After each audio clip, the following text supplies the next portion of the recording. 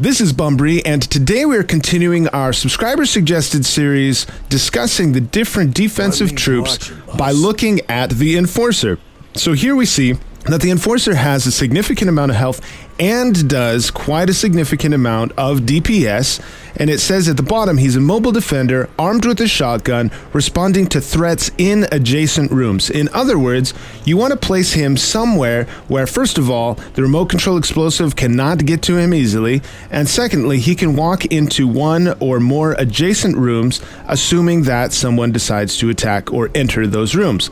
What this does is this allows this room here, for example, to theoretically have more troops in it than the room will actually hold. In other words, as soon as someone walks into here, I now have both the Looney Bin and the Enforcer walking in and doing damage. So this can work very, very beneficially in a defensive strategy. There are some downsides. So let's take a look at both when the Enforcer is doing what I want him to do, and we'll also look at a fantastic raid where the Enforcer is easily taken out.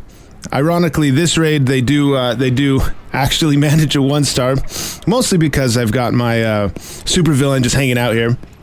And the other one they fail the raid, although they do manage to take care of the Enforcer very quickly. So ignore the stars that they get.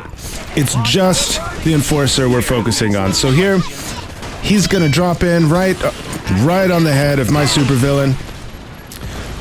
Which is fine by me, because here his demolitions men run in immediately, taking a ton of damage, which is, like I say, great news. He's wanting them to open doors as quickly as possible so he can rush everyone in and target that auto turret, as you're seeing there. But here's what's going to happen. As soon as they enter the room, everyone clumps up. All of his offensive troops clump at the bottom, and my Enforcer, here comes my Enforcer.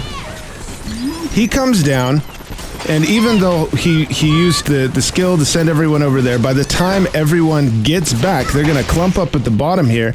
And watch what the Enforcer does. He's doing area of effect damage, boom, to a ton of troops all at once. So 3 shots, he manages to take out the majority of the attacking troops. Now he's only got Harley Quinn, nope, she's gone, and a tank. So this raid is officially over, largely due to the fact that the auto turret did do a bunch of damage to Harley. I don't know why I didn't pull her out. And for the fact that the Enforcer came down with those already weakened troops, was able to fire twice, doing area of effect damage with his shotgun, and take them out entirely. Now let's look at a raid, like I mentioned, that although he took no stars, the way he dealt with the Enforcer was very effective. And so this I'm showing you so that you will understand the importance of placing your Enforcer correctly. I'm not really a huge fan of how everything's set up in my base. It's working okay. People rarely get to the loot, yet at the same time I do think it could be a little better. I just haven't taken the time, ironically, while making these videos, to tighten up my defenses. But I have managed to create a few videos that are very what I think will be very useful to you. So here's what he's gonna do. He's gonna throw that jack-in-the-box in the room and pull both the Enforcer and the bodyguard into the room, allowing the hyenas and a few tanks, and here comes some street punks.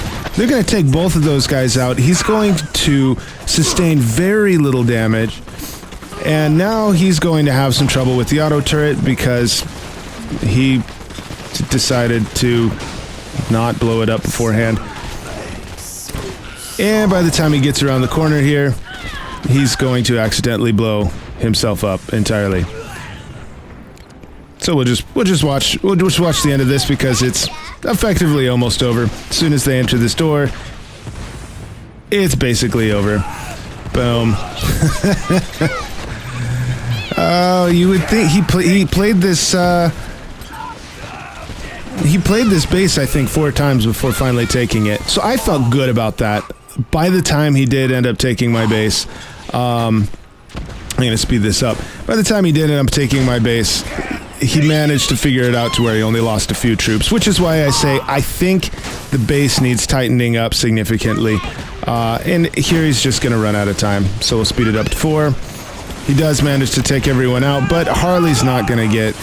She's not going to get through the vault door alone in 30 seconds. So this has been a little recap of what the Enforcer can and will do.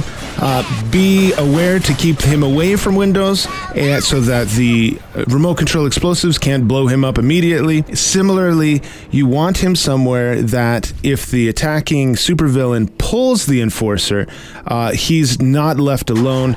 The reality is I had both the bodyguard and the Enforcer together down in this room when he pulled them down there. That's pretty good. It still managed to weaken him enough that we didn't lose massively. Actually, we didn't lose it all that time. I hope you enjoyed the video. Please like, subscribe, and share. We will see you in future videos soon.